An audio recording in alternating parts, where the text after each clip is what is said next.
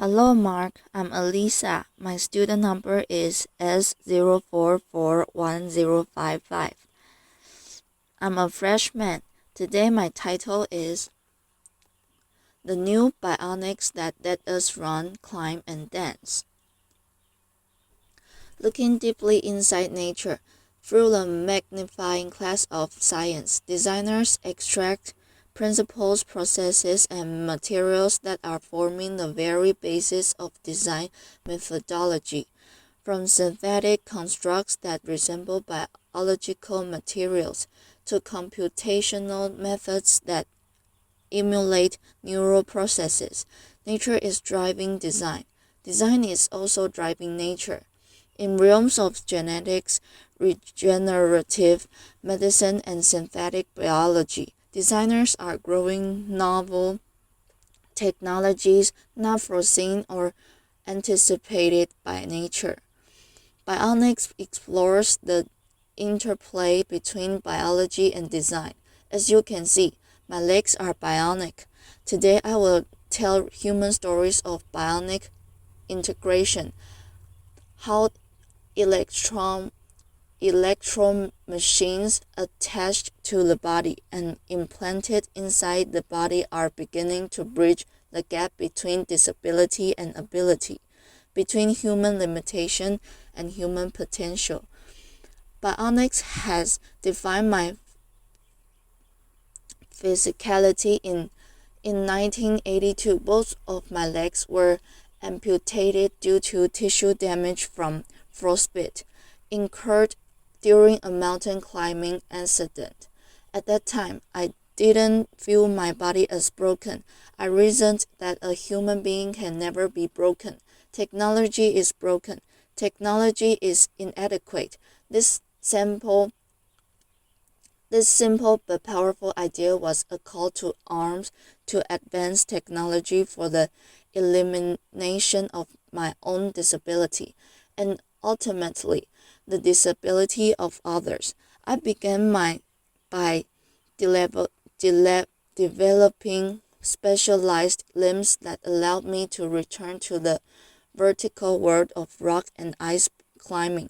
I quickly realized that artificial part of my body is malleable, able to take on any form, any function, a blank slate for which to create perhaps structures that could extend beyond biological capability. I made my height adjustable. I could be as short as 5 feet or as tall as I'd like. So when I was feeling bad about myself, insecure, I would jack my height up. But when I was feeling confident and soft, I would knock my height down a notch just to give the competition a chance. Narrow edge feet allowed me to climb steep rocks fissures where the human foot cannot penetrate, and spiked feet enable me to climb vertical ice walls without ever experiencing muscle leg fatigue. Through technological innovation, I returned to my sport stronger and better. Technology had eliminated my disability and allowed me a new climbing prowess.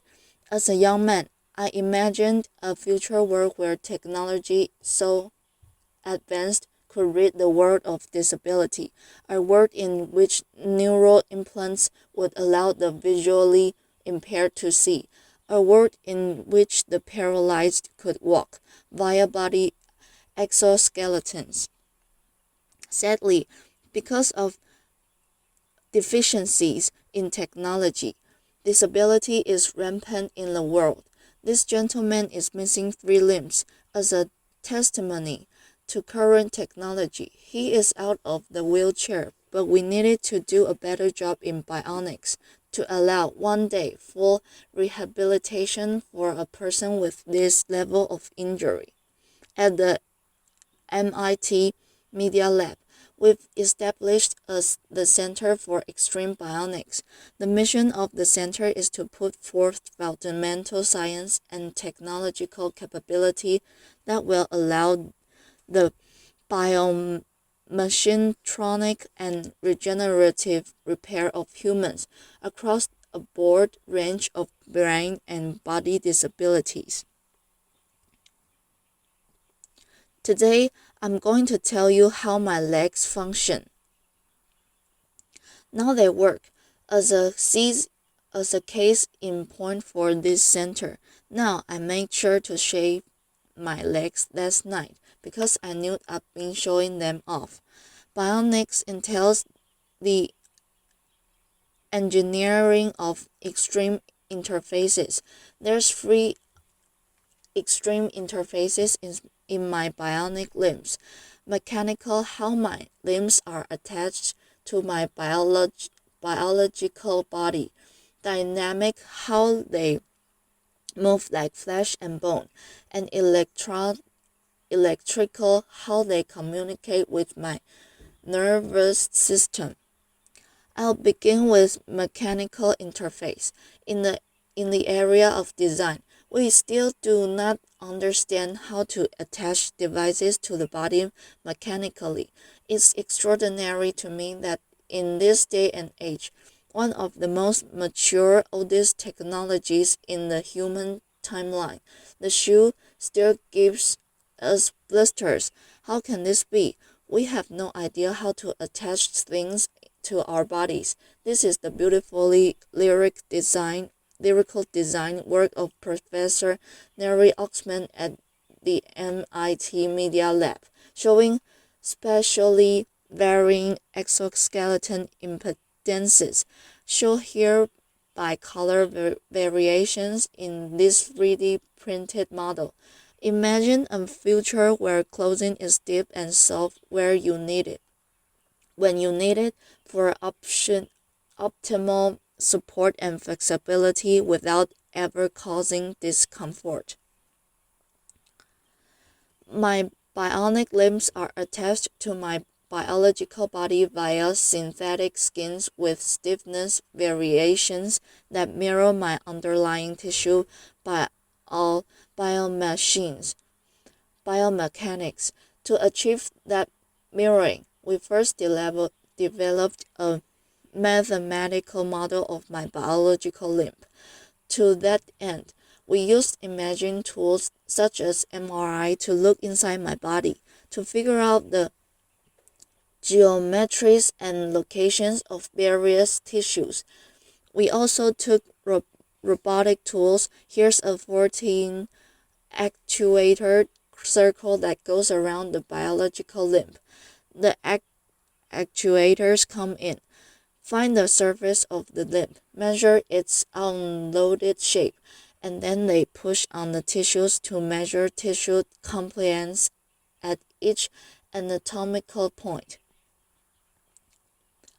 We combine these imaging and robotic data to build a mathematical description of my biological limb. Shown on the left, you see a bunch of points or nodes. At each node, there's a color that represents tissue compliance. We then do a mathematical transformation to the design of synthetic skin, shown on the right, and we've discovered optimality is where the body is stiff. The synthetic skin should be soft. Where the body is soft, the synthetic skin is stiff, and this mirroring occurs across all tissue compliances. With this framework, we've produced bionic limbs that are the most comfortable limbs we've ever worn. Clearly, in the future, our clothing, our shoes, our braces, our prostheses will no longer be designed and manufactured using artisan strategies, but rather data-driven quantitative frameworks. In that future, our shoes will no longer give us blisters. We're also embedding sensing and smart materials into the synthetic skins. This is a material developed by SRI International, California, under electrostatic effect. It changes stiffness. So under zero voltage, the material is compliant, is floppy like paper. Then the bottom's pushed, a voltage is applied, and it becomes stiff as a board. We embed this material into the synthetic skin that attached my bionic limb to my biological body. When I walk here, is no voltage.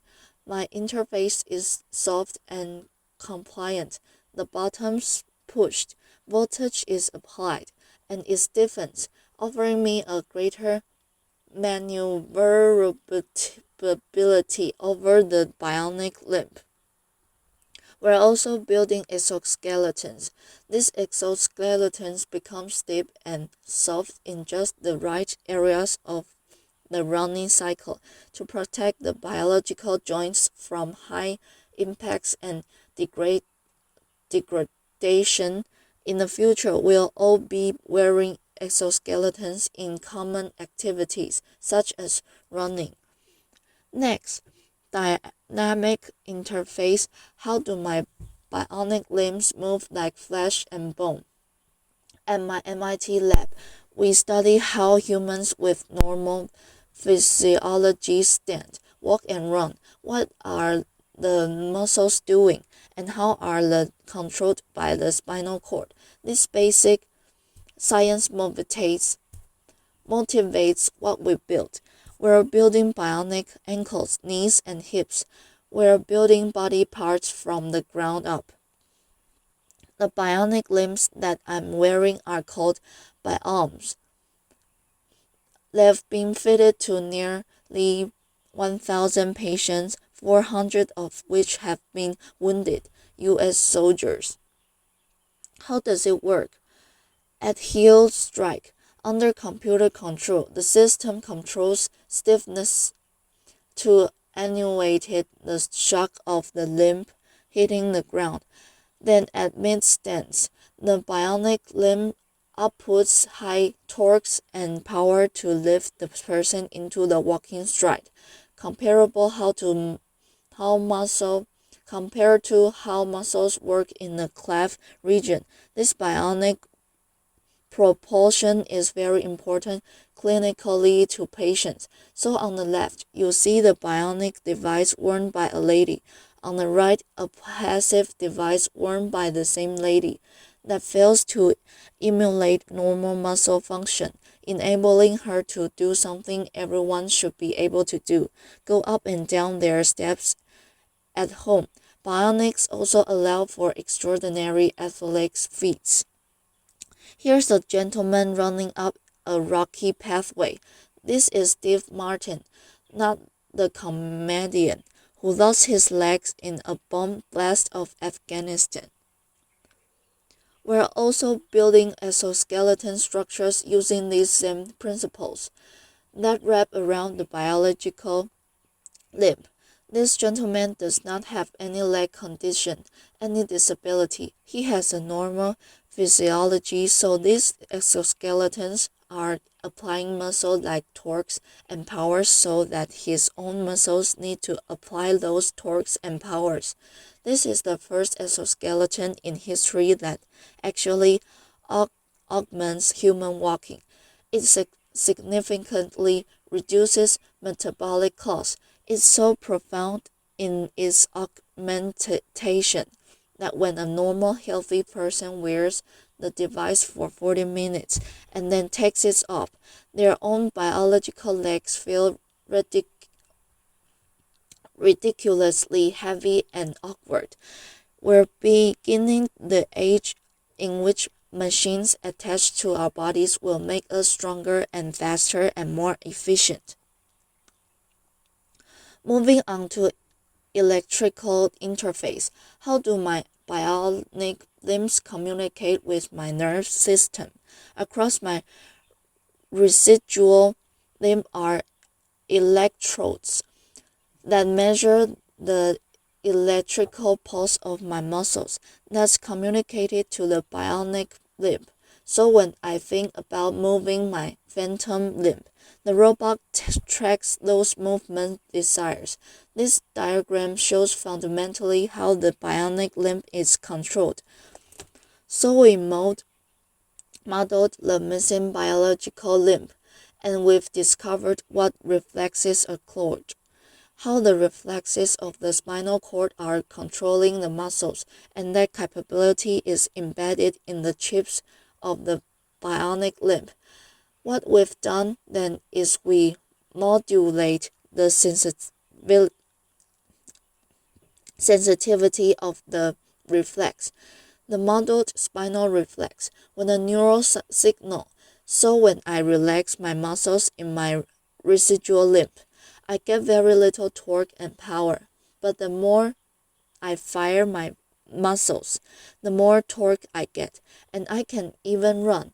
And that was the first demonstration of a running gait under neural command. Feels great. We want to go a step further. We want to actually close the loop between the human and the bionic external limb.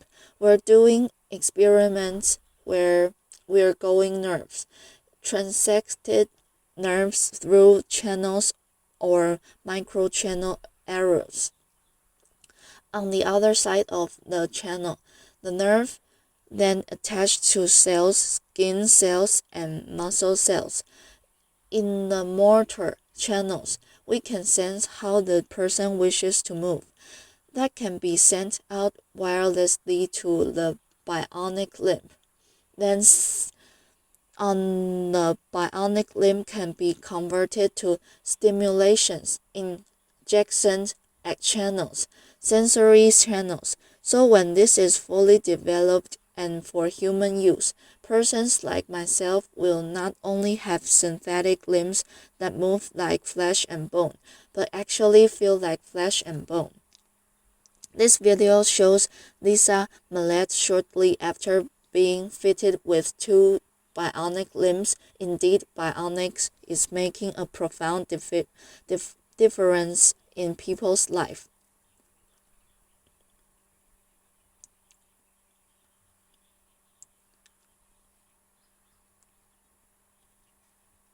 Next week, I'm visiting the center. Thank you, thank you, thank you. Next week, I'm visiting the Center for Medicare and Medicaid Services, and I'm going to try to convince CMS to grant appropriate code language and pricing so this technology can be made available to the patients that need it. Thank you.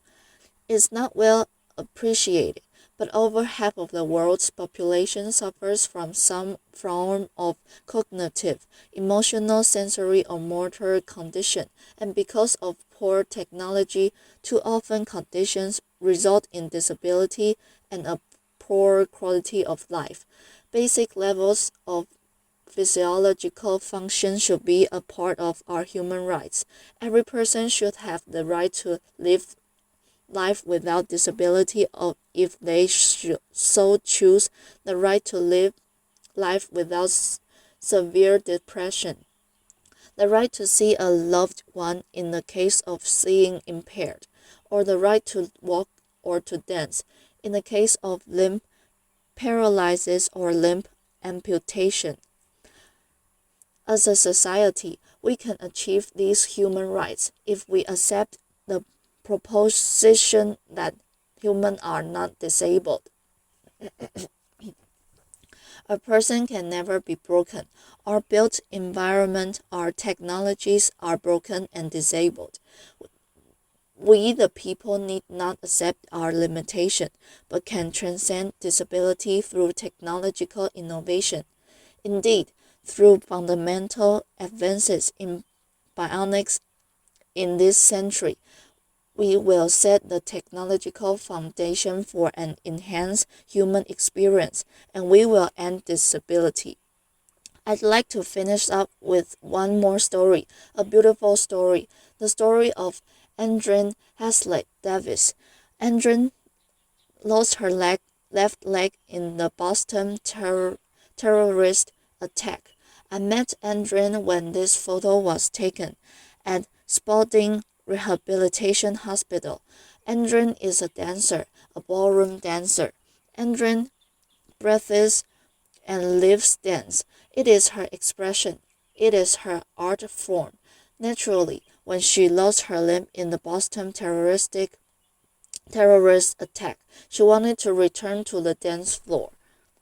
After meeting her and driving home in my car, I thought, I'm an MIT professor. I have resources. Let's build her a bionic limb to enable her to go back to her life of dance. I brought in MIT scientists with expertise in prosthetics, robotics, machine learning, and biomechanics, and over a 200-day research period, we studied dance. We brought in dancers with biological limbs, and we studied how they move, what forces they apply on the dance floor.